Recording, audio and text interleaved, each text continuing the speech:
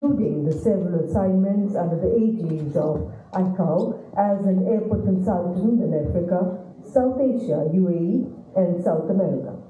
He was earlier the airport director of IGI Airport, and Dr. Inderjit has thus acquired hands-on experience of airport operations in diverse socio-economic environments and an exposure to the best global practices in the industry. And I have the proud privilege now in requesting our special guest, Dr. Inderjit Singh, to kindly address the August House present here today. Ladies and gentlemen, let's put our hands together to welcome sir.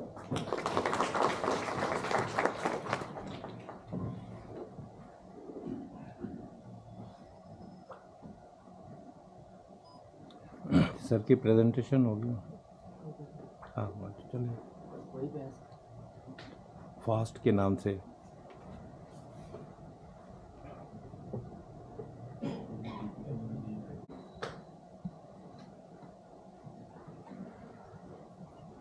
Good morning, General Singh sir, and the distinguished colleagues and friends on the dais, ladies and gentlemen. It's a great privilege to be here to share my experience and thoughts which I have earned over 7 years around the world and in India especially. And I owe a great deal to Airports Authority of India, where I didn't start my career. I was with an American company before, but that was probably the stepping stone which led me to several parts of the world. And I owe so many of my colleagues who are here for the help, assistance, and support they gave me in performing my duties wherever I was posted in India. In the next few minutes, would delve into certain aspects, as the topic here I have chosen is Global Air Transport Industry.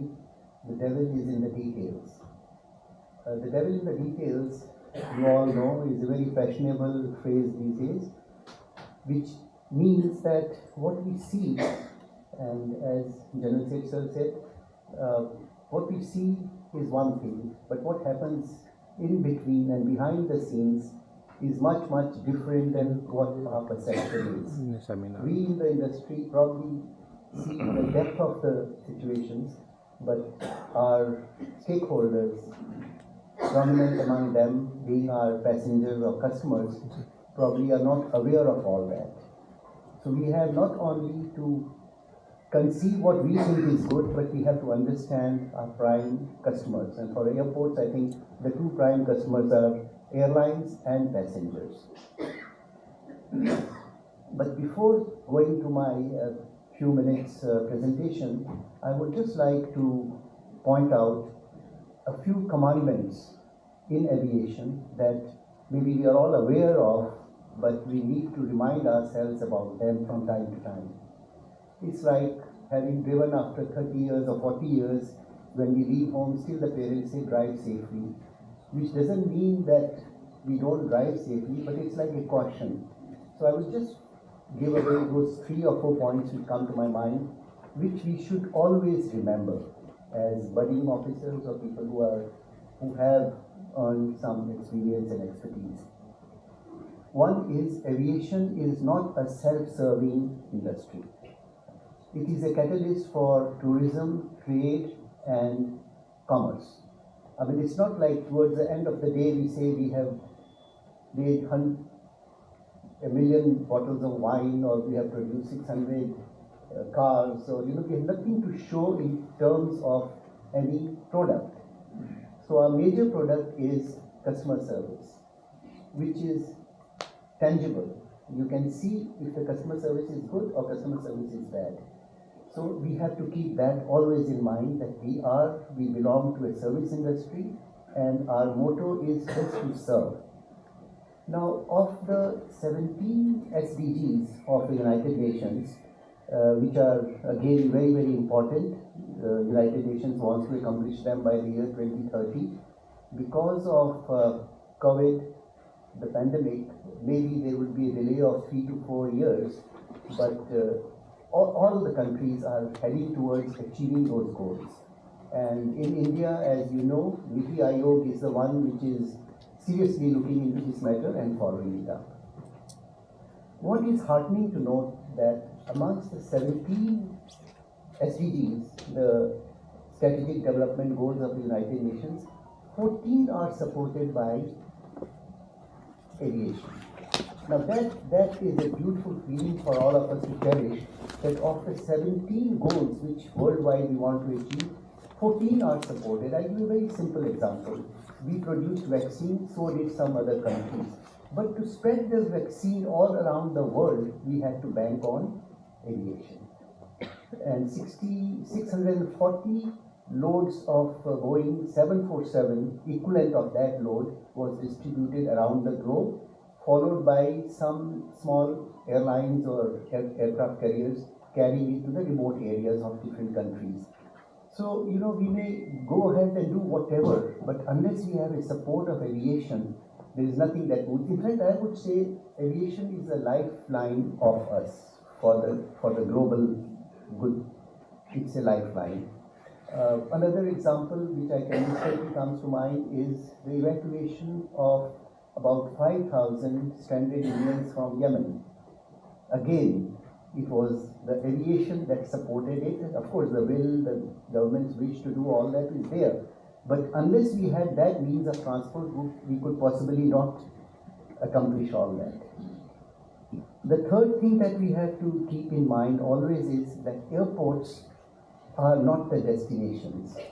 They are transit points. I mean, this may sound very basic, but this was told by no less than Mr. Buckminster Fuller when Tata Committee report came. I'm talking of those days when there was this talk of developing the 4 major airports, Delhi, Bombay, Calcutta and Madras, then as they were called. Buckminster Fuller from United States had come, and we had the honor and privilege of working with him and seeing him and shaking hands, which was a big deal at that time, where he said that your journey starts from home and your journey finishes at the next home in another country, another city, or the hotel, wherever you're going. Airports take them just as transit points, where you leave one mode of transport, like surface transport, train or taxi or car or whatever, get into air transport, go to the next place, and then again get out and take another mode of transport. My emphasis is that we have to develop airports which are totally painless. This is what Buckminster Fuller said, that it should be painless airports. It's not the hassle, like Sir just pointed out, that each one of us is very anxious when we go to the airport. At least when we start from the hotel and go towards the airport, I think twice we check if the passport is there, is the ticket there, haven't I left my foreign exchange in the wallet in the hotel? Those kind of anxiousness comes. And when you reach the destination, again the same anxiety. Why Mr. Kashyap has got the bag, I haven't got mine. So we all feel that everybody is getting his bags, I am not getting. So you are anxious. So our aim should be, when we develop airports here or abroad, and we are into consulting also, the Airport Authority of India, that we make painless airports. No anxiety, they should be stress relievers and not stress promoters. Now, you see, these are very important things which we learned over the years, and this only comes through our experience, hands-on experience. Now, books by Robert Horinjoff, who was like his books, Professor Kanafani's books were like Bibles for us when we were studying airports. I did my thesis on airports before joining Airports Authority. So we used to worship these books, but those books are archaic now. So these are the forums where we have to share our experiences to how we have felt aviation over the last 15, 20, 25 or 30 years. Now, another one last point is that aviation is not Indian aviation, African aviation or American aviation. Aviation is global. So there should be no culture shock when 4 hours from Singapore you drive into Delhi and you find a different world, which, sir, you mentioned as railway stations. At one time, where you just had one stale cup of coffee and a newspaper and a broken bench and all. But we have come very far away from that point. Incidentally, 2 of our airports, Delhi and Mumbai, are amongst the top 100. Of course, Delhi is 35 and Bombay is 56 in the 100 ranking. Otherwise, we are number 1 in South Asia. But just a little beyond the boundary of South Asia, if you go to Southeast Asia, Singapore is number 1 in the world. Now, what stops us in understanding Singapore? Singapore is just next door. Dubai is just next door. I mean, 3 hours from this side or that side. So, while I compliment and take pride in being from a country where we have all 4 airports amongst the top airports, 100 airports of the world, but what stops in making them number 1, number 2, or number 3, if not the world, at least in Asia? So this is something to ponder on as to what is that which is kicking in Singapore and which is not here. After all, we are the ones. I mean, when Dubai terminal was commissioned, I happened to be working with Dubai Aerospace Enterprise, and I was very active in the commissioning of that airport. And mind you, you've all been to Dubai, there was nothing very extraordinary. But what was that which made it extraordinary from an ordinary airport is what we have to pick on. And those nuances, we have to bring them home and integrate them in Delhi, Bombay, Hyderabad, Bangalore. I mean, the airports which are excellent. Now, we take pride, I mean, a small thing, I was in Brazil a few months back, and people started talking about Hyderabad airport because there is one trolley, for instance, which is IoT, you know, it's on internet. So you load your stuff in the trolley will guide you to the gate, and if there is a minute's change or a gate change position, which happens quite often, you know, it's announced gate number 92 and then suddenly in New York they say gate number 33, and that may be 15 minutes walk. But that trolley, the computer mounted on the trolley tells you gate number so and so, and it will guide you through. Same when you are exiting an airport, a large airport. We are talking of very, very large airports. When you claim your baggage, then you are looking for which exit to go. So they are real time, they work, okay, this exit is not so very crowded, taxis are available there. This is not. So the trolley will lead you to that exit where you can even punch. Let's say I've told my wife that I will be exiting at gate number 6, you receive me there. Incidentally, my wife is here, Mala, and I always take her along because this is the only time when I can speak and she listens, otherwise it's the other way around.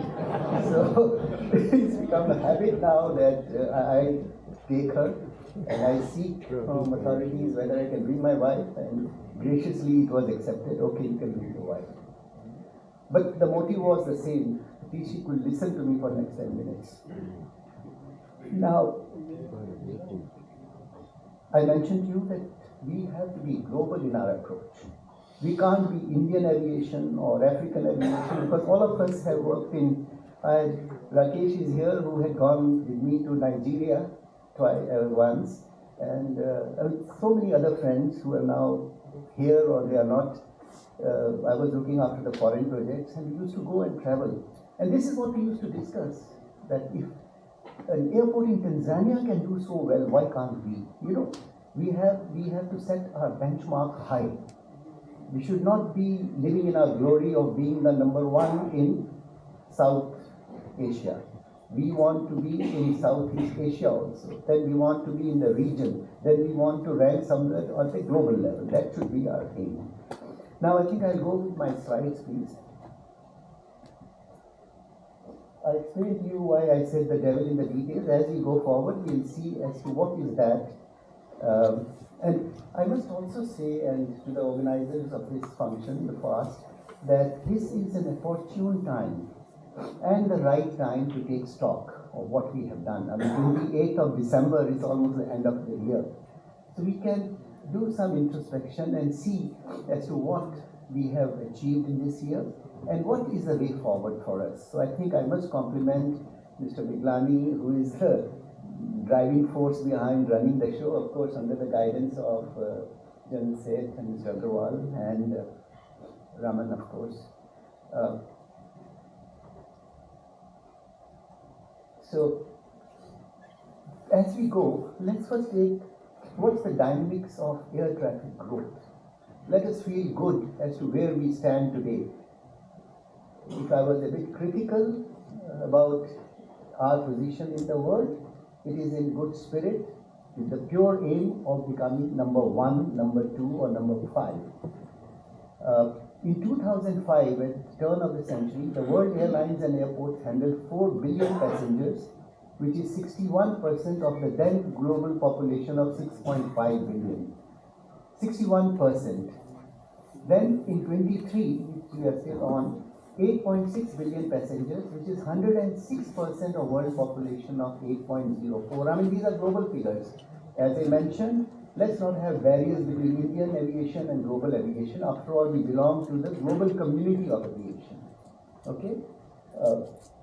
Now that, see, from 61% to 106, almost double, within a span of 18 years.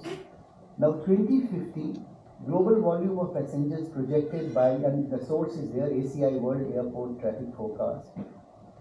Global volume of passengers projected is 23.9 billion or 23 billion, which would be 243% of global population, which is going to be 10 billion at that time, 9.8 billion. Imagine you are carrying the entire world 2.5 times. I mean, that's a beautiful feeling. I think no other mode of transport can claim that.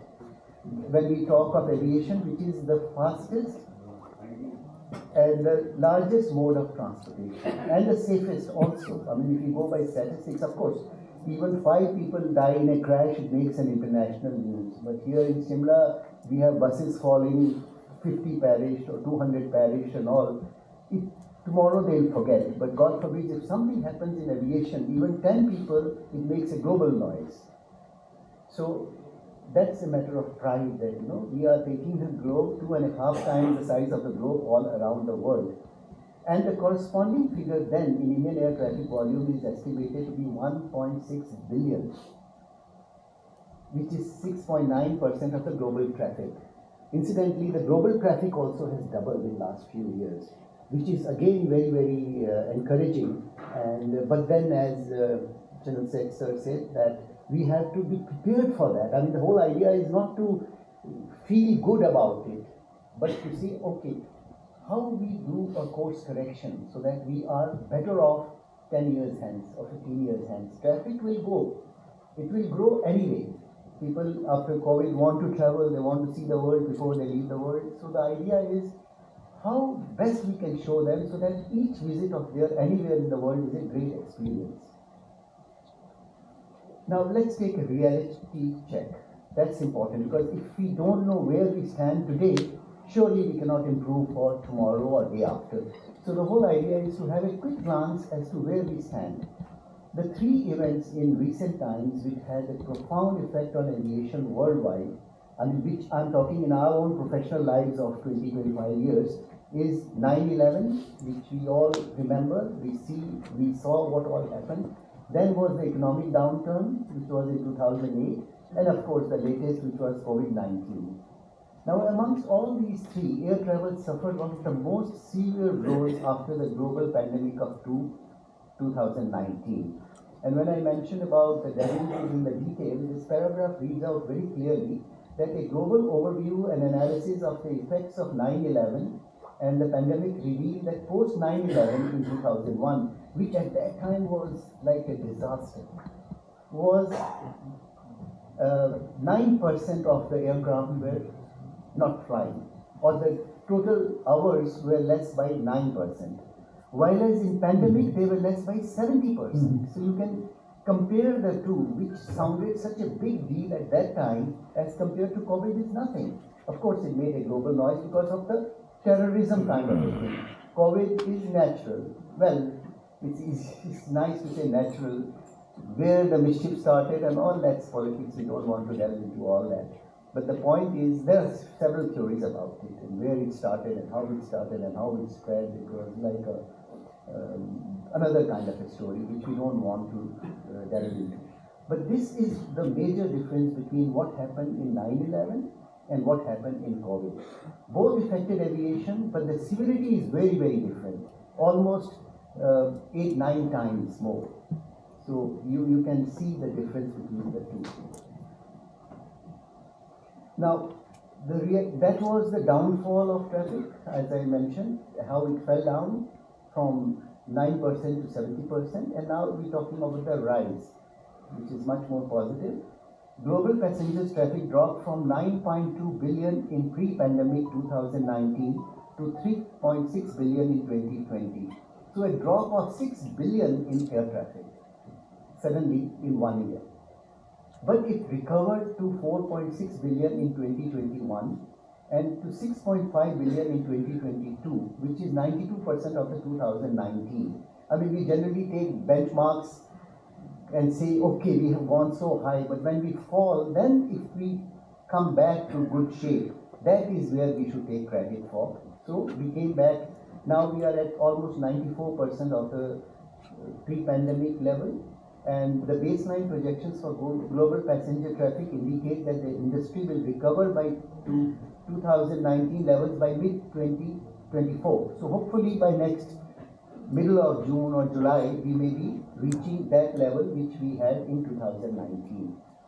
This recovery is significant because we recovered in 3 years as compared to less than 3 years as compared to what happened in 9/11, because there we were caught totally unaware. So, we didn't, nobody expected that some such disaster can take place in USA and in New York. So the motto of this story is that the harder we fall, the higher we bounce. I mean, that is a very, very positive thing that we have learned from aviation. One, aviation is very resilient by nature, good for us. Plus, the hard work and dedication of our people who work at different airports or in aviation sector in India or abroad, all over. They are a dedicated lot. They want to give their life for this because it's so glamorous, number one. The industry is so glamorous. Then it takes you around the world. You get to know the best of the people. You have the choice of working with the best of the people. So that becomes very, very significant. On a private note, sir, my new book has been launched in London. It's called Tough Roads Create Tough People. So it's what I'm trying to say. There I took the entire book. It depends on two factors. One is how a butterfly comes out of an ugly caterpillar. So as you have known that when a caterpillar is just about to die, the butterfly springs out of it. So the never say die attitude. That's very important. Your attitude takes you to the heights, to the altitude, let's call it that way. And then I had taken records to the phoenix, the bird phoenix, which is a mythical bird. After every 500 years or 1,000 years, it comes out of ashes. So I would compare our aviation with that kind of a nature, where we think that we are doomed. In 9/11, people thought we are gone. Aviation will never spring back. And see, when it's come to those heights, COVID is gone, we'll forget it next year. When we are again back on track, we'll forget that as a hiccup in our course of going forward. Now, the 2008 global financial, now I'm trying to compare what happened then, what happened in these two incidents. The 2008 global financial crisis was purely economic and weakened spending power. It did not affect anything, but the value of money went down so much that the spending became less and people stopped traveling because of that. There was no damage actually to the aviation infrastructure as compared to 9/11 and COVID. And what followed was the formulation of comprehensive legislation that led in the redesign of aviation security and safety. You see, in every mishaps, you have to count your blessings. We thought before 2001 that we are big, aviation is big, we are very fast, and probably it was the divine message to us that you are big, you are fast, but you are not secured. So suddenly TSA was formed in America, and they did a lot of research and geared up the aviation infrastructure and the aviation system all around the world. Today, we are secured.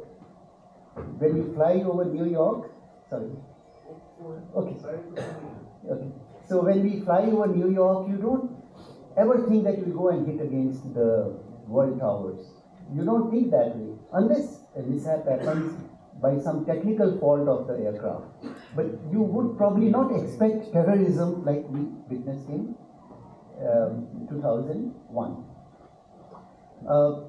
Then damages, visible and invisible, undergone by airports and airlines in the aftermath of the pandemic. Now I'm not a scholar or I'm not a researcher in pavement designs, but we were evaluating all this at one stage, that our pavements, for instance, at airports are not designed for static load.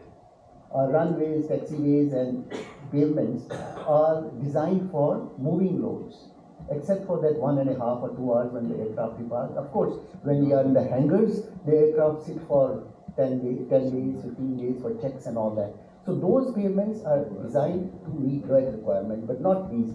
So a lot of aircraft, you see now there are about 30,000 aircraft in commercial aviation today, 2,860 odd to be very, very precise, of which 30 to 50% are in the air. And the rest are on the ground, because aircraft are their best when they are in the air, when they sit on the ground, they're not earning any money for us. So half of the aircraft are flying. Now if all 100% are sitting at our airports, all these runways and taxiways and pavements got distressed, which is not visible, it's invisible. And I learned in Brazil that even the insurance companies are charging higher premium, because when the pavements are damaged, then the aircraft is not stable, the loading is not equal. Now they are trying to resurface the entire lot. And they didn't have time also to move to different airports. I mean, the best would have been, there are so many airports, they could have easily distributed, but imagine we have X number of aircraft of Air India, Bombay is the hub. If all of them sit in Bombay, you can imagine every inch of the pavements were used by, even the runways were full with aircraft parked on it. So there are certain visible, tangible things which are certain intangible. So a lot of damages have taken place which we would probably not see, but we have to understand. Now the three major players, now this is important, that we always, in airports, we are focused on airports. Then there is a group sitting and focusing on airlines. Then there is another group sitting and focusing on aircraft or aircraft manufacturing. We see aviation, which is the right way to do, is to integrate all these three. Because my gain could be airlines' loss, or airlines' gain could be my loss. But if we want a win-win situation, we have to bring a balance of all the three forces together. Of course, when we say that the intention of airports, airlines and all, as I said, is the same. The priorities are the same. I mean, satisfying and ultimately exceeding customer satisfaction and delight. I mean, that's the whole idea. But this is what the commonality is. But then the models differ. Each one has its own model of business. Airports, airlines and aircraft production have different business models. Airports require long-term planning, because you build an airport for 100 to 200 years, 150 to 100 years, and then on. 707 went away, 747 went away. You see, because every few years, new technology comes and new aircraft appear. So they have different models. And aircraft has a hybrid model. So the idea is that a composite business model has thus to be evolved, where airports are gateways to growth. The whole idea is that airlines continue to develop into mega alliances, and aircraft are evolving as icons of engineering, which they are. Yet the focus being on the passenger as the first foremost frontier. What happens is that the passenger becomes a very small entity in those large airports and sitting in an A380, tiny little passenger. But for us, passenger is what we should cherish and assist. And there has to be a seamless connectivity between all three. As they rightly say, that the strength of any chain is in the weakest link. So you can see in this image that if you have one weak link, the entire chain will snap. This is what has happened in my experience at airports. If you just neglect one part of it, the entire system goes. And that's not only for one airport. We are all airports around the world tied up with this chain. One weakness anywhere at any airport, because our aircraft is going to touch maybe 6 stations.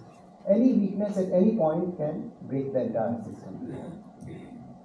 So the important thing is that innovation is in now. and textbook solutions are out. I just mentioned about those books which we used to worship when we were, and unfortunately, even in, I just did my doctorate from Brazil, and I used to go to the libraries. You still find those 30 years old books which we studied in college, and maybe some more. Okay, this is just to say that if we want to do something in aviation in a big way, we have to have a vision. This is what Swami Vivekananda said, that when a blind man asks that, okay, it's nice you teaching such big things, I am blind, what is there for me? Then Swami said that, no, you don't have to have eyes to understand, you have to have vision which is in the mind. Now, we take a few minutes only on the future. Okay, fine.